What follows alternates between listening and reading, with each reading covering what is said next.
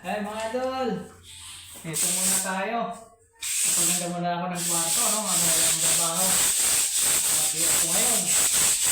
Ito naman ang pagkakakulang ko dito mga idol. Kaysa magbayad ako na lang gagawa. Diba? Tipid pa mga idol.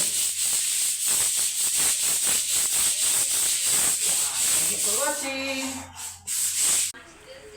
Ayan mga idol, oh. Hindi natin natapos na umabot tayo ng overtime tayo, ano? Alas 8 na ng gabi, oh. O, pa tayo mga idol. Hindi ko pa na pinturahan talaga siya, ano? Pasilya lang to. Ayan ako, oh. Ito ang itsura ko mga idol, oh. Oh. Ganito pala ang trabaho ng construction, ano? Yan, maraming salamat sa inyo mga idol sa suporta nyo. At sa mga bagong followers natin yan at subscriber, yan, maraming salamat. Pa-subscribe naman ng YouTube channel natin dyan mga idol para madagdagan naman at umusad yung aking YouTube channel. Ayan, mga idol, oh. Para makatipid, ano? Para makatipid tayo dahil mahal lang, ano eh, mahal lang bayad sa pintor eh. Mas mahal pa sa nagtatrabaho sa ano eh.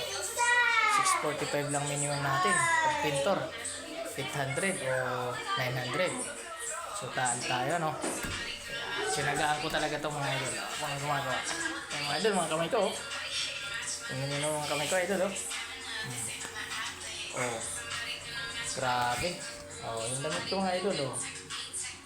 Puno ng alikabok. Pati mukha natin, oh. Kaya tapos ko lang nga pala kumain mga idol. Thank you for watching mga idol. God bless. Anak ko nga pala mga idol, no? Ayan yung kwarto pinitira natin, ano? Ayan, hindi pa tapos. Pwede ka bukas? Sunod na di-off naman pala ang Pwede ka bukas? itutuloy natin yung pagpintura. Pwede ka bukas?